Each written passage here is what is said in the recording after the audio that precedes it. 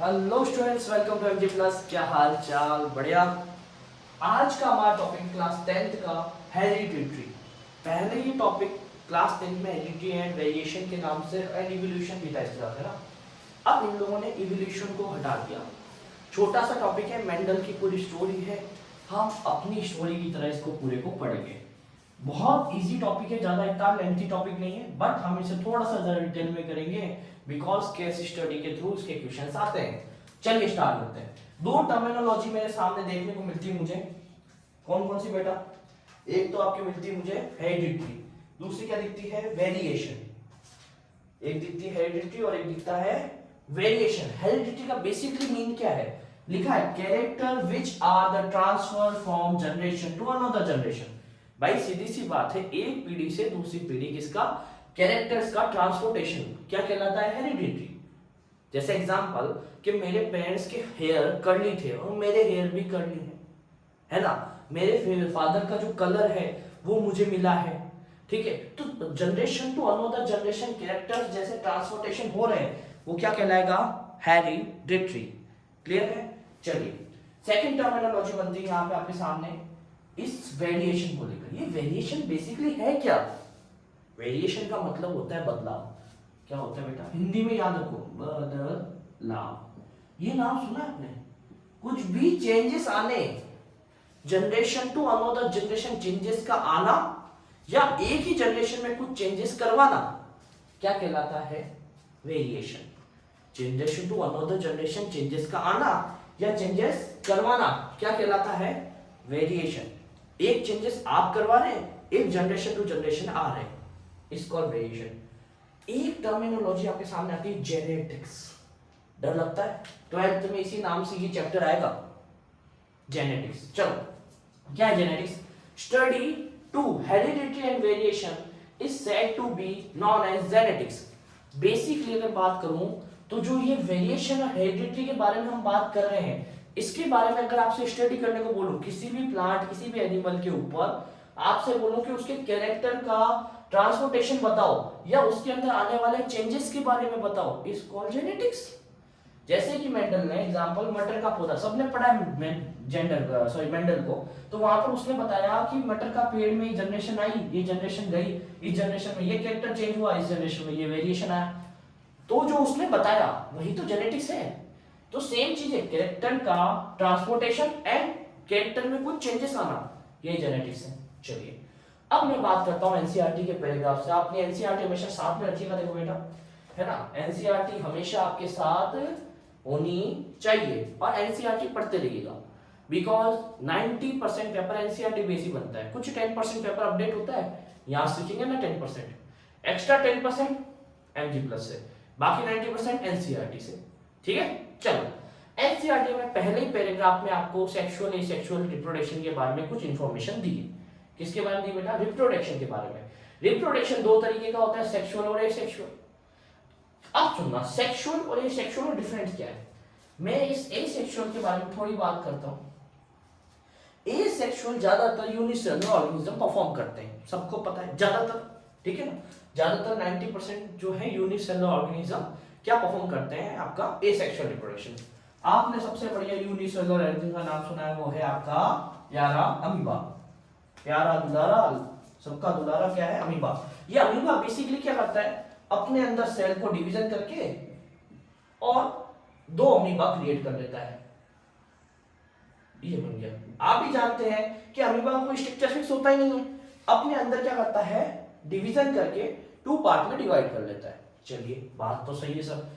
आपको एक चीज बता दूं कि जो यूनिसेलुलर ऑर्गेनिज्म है, कौन से,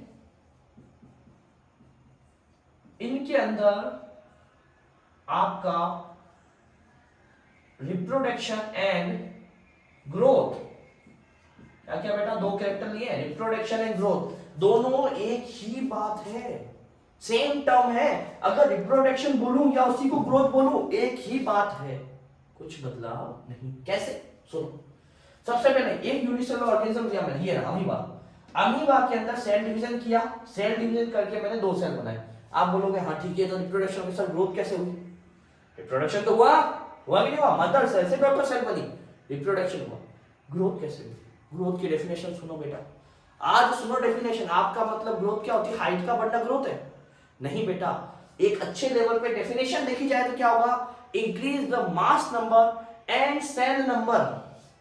मास का बढ़ना और सेल नंबर का बढ़ना इज कॉल्ड ग्रोथ। तो ग्रोथ एंड रिप्रोडक्शन दोनों both are same in unicellular organism. Both are same in unicellular organism. बात सिंपल सी है। क्या क्या सेम होगा? Reproduction and growth. अब समझ में आया? अब आप कहोगे सर ग्रोथ रिप्रोडक्शन तो बराबर समझ में आया, ग्रोथ अभी तक नहीं बैठे।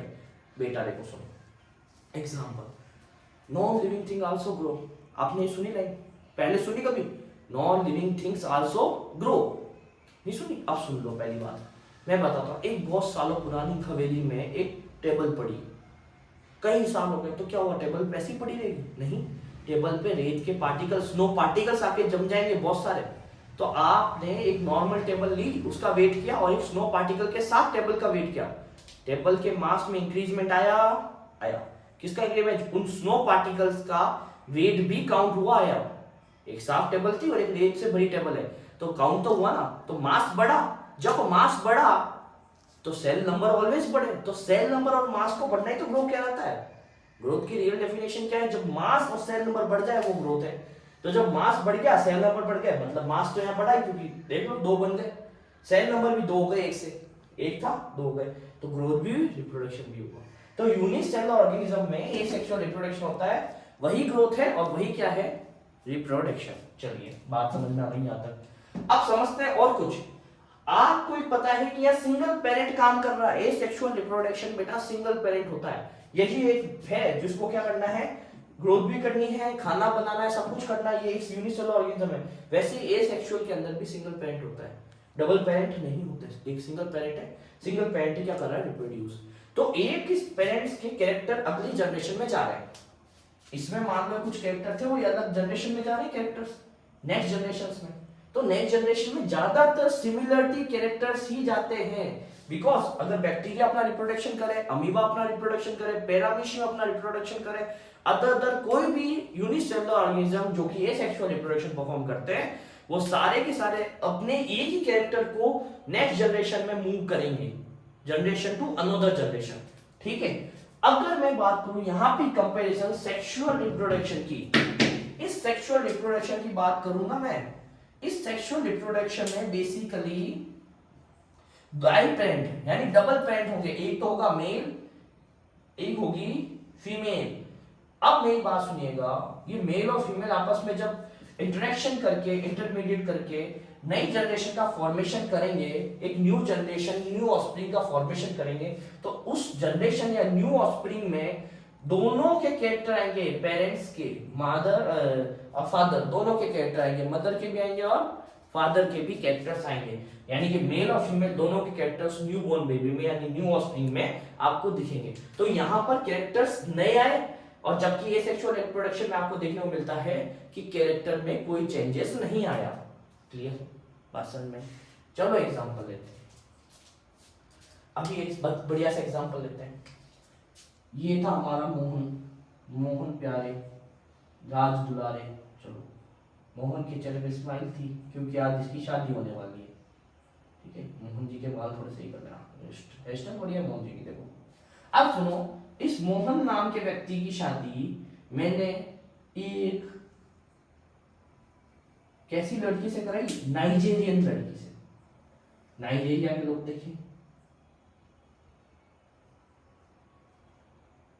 हा, हमारी भाभी जी कैसी नाइजेरियन है।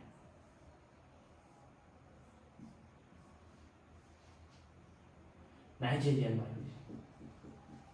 अब आप देखिए, मोहन तो बड़ा खुश है बिकॉज उसको शादी करने की लड़की मिल गई।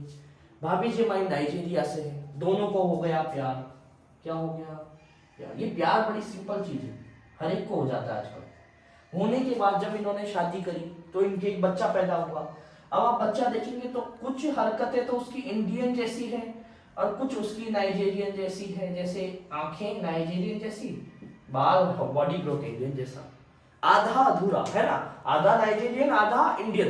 तो क्या हुआ, जब हमने सेक्सुअल रिप्रोडक्शन परफॉर्म करा जहां पर हमने अलग कंट्री से एक कैरेक्टर को लिया, अलग कंट्री से एक कैरेक्टर को लिया और दोनों कैरेक्टर को आपस में जोड़ा तो नई जनरेशन दिखी हमें। दिखी कि नहीं दिखी? मोहन वर्सेस नाइजीरियन भाभी साहब, मजा आ गया ना। वैसे ही अगर मैं बात करूं ए सेक्सुअल की तो वहां तो सिंगल पेरेंट है, वेरिएशन आएगा कहां से? बिकॉज नया पेरेंट आएगा तो वेरिएशन आएगा। तो 90% वही कैरेक्टर्स अनदर जनरेशन में चल रहे होते हैं, जबकि यहाँ पर एक नया कैरेक्टर डेवलप होगा बिकॉज क्योंकि यहाँ पर बहुत सारे कैरेक्टर चेंज हुए। एक मेल में अलग कैरेक्टर्स हैं, फीमेल में अलग कैरेक्टर्स हैं और उनमें जो डोमिनेट होगा वो कैरेक्टर न्यू जनरेशन में शो होगा। क्लियर है बच्चों? तो यहाँ तक ये बात करी अपन ने। तो आपको बता दूं एसेक्सुअल और सेक्सुअल रिप्रोडक्शन में जेनेटिक्स का बड़ा रोल है। सेक्सुअल रिप्रोडक्शन के अंदर जेनेटिक्स में वेरिएशन ज्यादा आएंगे और एसेक्सुअल रिप्रोडक्शन में जेनेटिक्स में वेरिएशन कम आएंगे। अब चलते हैं हम और आगे थोड़े से बात करते हैं कि वेरिएशन बेसिकली है क्या चीज है। आप समझो इस वेरिएशन का मतलब है क्या। चलो, वेरिएशन बहुत तरीके से हो सकते हैं, जैसे मॉर्फोलॉजिकल वेरिएशन, एनाटॉमिकल, ठीक है, सेल्यूलर, है ना, और भी कई तरीके से हो सकते हैं। जैसे मॉर्फोलॉजिकल बेसिकली होता क्या है आपको बताता हूं। मॉर्फोलॉजिकल बेसिकली होता है अगर किसी भी चीज को आप बाहर से देखकर डिटरमाइन करें। जैसे एग्जांपल लेते हैं, चलिए मैं आपके सामने, हाँ चलो ये एक चीज को लेता हूँ। ये ईयरबड्स का एक बॉक्स है मेरे पास, है ना। आप इसको देखोगे यार प्लास्टिक बॉडी। अगर मैं आपसे इससे कहूँ कि इसके बारे में कुछ लिखो, कुछ थ्योरी लिखो, तो आप क्या कहोगे? सर प्लास्टिक बॉडी है, इसके पीछे कुछ प्लग लग स्ट्रक्चर है, एक स्विच है और ये ऊपर से ओपन होता है, बस। इसके ज्यादा आप कुछ नहीं बता सकते बिकॉज आपसे मैंने बोला कि इसके आउटर सरफेस को देखकर आप कुछ डिटरमाइन करो और उसके बाद में थ्योरम लिखो। तो जो भी है, जैसे माना एक एग्जांपल,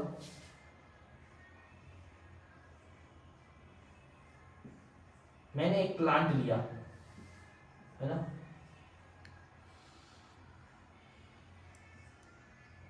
और प्लांट के ऊपर मैंने ये रिसर्च करने का बोला। तो आप बोलोगे सर इसकी जो लीव्स हैं उसका स्ट्रक्चर ऐसा दिखता है, आप बोलोगे इसका स्टेम का स्ट्रक्चर ऐसा दिखता है, सर इसकी रूट ऐसे दिखती है। तो आप ही डिटरमाइन कर सकते हो ना इसको देखकर। इसे कहते हैं मॉर्फोलॉजिकल देखना। अगर देखने से कुछ चेंजेस आ जाए सेम प्लांट में, अगर कोई चेंजेस है तो वो मॉर्फोलॉजिकल चेंजेस। एनाटॉमिकल क्या चीज होती है बेटा? एनाटॉमिकल चीज को समझो जब आप किसी चीज को अंदर से देख रहे हो। जैसे मैं एग्जांपल और लेता हूं आपके सामने, मैंने एक डायग्राम लिया है, अभी आपको उसको विजुलाइज करवाते हैं। चलो ये देखो, ये हमने मसल्स ऑफ नेक लिया है। अगर सही से दिख रहा है, प्रॉपर दिख रहा होगा आपको। देखो तो ये इसने क्या किया है, यहां से इसकी स्किन रिमूव करके अंदर का स्ट्रक्चर दिखा रहे हैं हम, जहां पे आर्टरी, वेन्स, आपको बहुत कुछ दिख रहा है। यहाँ पे आपको एपिग्लॉटिस, ग्लॉटिस सब कुछ देखने को मिलेगा। तो ये जहां पर स्ट्रक्चर देखने को मिल रहा है ये है एनाटॉमिकल स्ट्रक्चर। जब आप किसी भी चीज को अंदर से देखते हो, जैसे मैं यहाँ से मेरा गला कट करके स्किन रिमूव करूं, तो आपको अंदर का जो स्ट्रक्चर दिखेगा, जहां आपको आर्टरी, वेन्स, मसल, है ना, लिगामेंट्स, ये सब कुछ देखने को मिलेगा, वही चीज है एनाटॉमिकल रिसर्च। वहां एनाटॉमिकल में कुछ चेंजेस आ जाए तो वो एनाटॉमिकल वेरिएशन। फिजियोलॉजिकल वेरिएशन भी होता है, सेकेंडरी सेल्यूलर वेरिएशन भी होता है। सेल्यूलर मतलब सेल्स के अंदर कुछ ना कुछ चेंजेस आ जाना, म्यूटेशन आ जाना सेल के अंदर। सेल में जब म्यूटेशन आ जाएगा तो सेल का स्ट्रक्चर, शेप, साइज सब चेंजेस आ जाएंगे, तो वहां पर भी क्या हो जाएगा? वेरिएशन। उसके बाद बिहेवियर, सबसे बड़ा काम है बिहेवियर। बिहेवियर क्या होता है? बिहेवियर जैसे मैं कहता हूं मैं गुस्से में था, मगर बिहेवियर थोड़ा टाइम बाद मेरा नॉर्मल हो गया। जैसे एग्जांपल लेते हैं, सबसे बड़े एग्जांपल मैं आपको सामने देता हूं, आपका फेवरेट खिलाड़ी विराट कोहली। विराट कोहली शादी से पहले अगर उसकी पिच पे देखते आप, कितनी ज्यादा उसको गुस्सा आता, कितना वायलेंट रहता था वो, कुछ भी एक्शन होता था उसको वायलेंटनेस दिखता था। अब क्या हो रहा है? अब बहुत पोलाइट हो गया शादी के बाद। शादी की वजह से नहीं हुआ है हाँ सोचा शादी की वजह से अनुष्का मिर्जा, नहीं नहीं नहीं, यहाँ पर उसने एक और चीज जोड़ी है, जैसे कहते हैं धार्मिकता। धार्मिकता क्या होती है बेटा? आप किसी के प्रवचन सुन के उससे कुछ सीखें। जैसे प्रेमानंद जी महाराज है ना, मथुरा के अंदर, है ना, मथुरा वृंदावन में मिल जाएंगे आपको। दाढ़ी सी है, थोड़े हेल्थी से, उनकी दोनों किडनियां फेल है। उनकी बातें उनके वीडियो में भी देखता हूँ, आपको भी सजेशन करता हूँ देखने चाहिए। उनके वीडियोस उनको देखकर ही विराट कोहली भी चेंजेस में आ गया, अपने बिहेवियर को चेंज किया। मतलब गुस्से से आदमी शांति की तरफ आया। कई ऐसे पेरेंट्स होंगे जिनका गुस्सा बहुत तेज होगा, उनका बच्चा बहुत ज्यादा सीधा है, या जिनके पेरेंट्स बहुत सीधे होंगे, बच्चा बहुत ज्यादा बिहेवियर में तेज है, गुस्सा ज्यादा आता है, ईगो है, अलग सा है, तो बिहेवियर चेंज भी वेरिएशन में आता है। सेकेंडली बात करते हैं, आपके सिलेबस में दो चीजों पे बात की गई है वेरिएशन में, जो हम नेक्स्ट क्लास में डिस्कस करेंगे, बट उसका छोटा सा रीकैप वीडियो मैं आपको दे देता हूं, जिससे कि आप पढ़ने के लिए और ज्यादा मजा आएगा। वेरिएशन के अंदर दो चीजें हैं, पहली सोमेटिक वेरिएशन, दूसरा जर्मिनल वेरिएशन।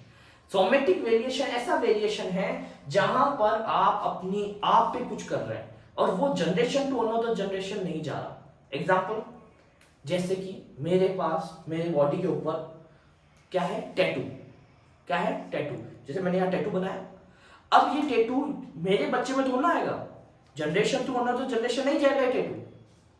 मैंने कान के ऊपर क्या किया, छेद करवा के कान के अंदर मैंने ईयर रिंग्स पहन लिया, नोज के अंदर नोज रिंग्स पहन ली, तो ये सब कुछ मेरे बच्चे में थोड़ा शो होगा कि ऑटोमेटिकली बच्चा जो पैदा हुआ उसके अंदर नाक में छेद ही, उसके कान में छेद ही, टैटू ऑलरेडी बना हुआ है, ऐसा कभी नहीं हुआ। बर्थ मार्क अलग चीज होती है बेटा, टैटू अलग चीज होता है। टैटू जो आपने बनवाया, यहाँ मैंने बहुत ज्यादा ड्रैगन बना लिया है ना, बाइसेप्स बना लिया, वो मेरे बच्चों में शो नहीं होगा। इस कॉल्ड सिमेट्रिकल वेरिएशन, जहां पर जनरेशन टू अनदर जनरेशन नहीं जाता, कोई भी कैरेक्टर, कोई भी चीज generation to another generation variation का नहीं जाना, is called somatic variation. Germinal variation, जहां पर कोई भी वेरिएशन जो भी हो रहा है variation, like diabetes, generation to another generation जाएगी। जहां पर चीजें है ना, asthma, generation to another generation जाएगा। और भी कई सारी डिजीजेस हैं, ठीक है, वो सब डिजीजेस या और भी कैरेक्टर्स जो कि जनरेशन टू अनदर जनरेशन जा रहे हैं, वो सब क्या है, जर्मिनल वेरिएशन, और जो नहीं जा रहे हैं वो है सोमेटिक वेरिएशन।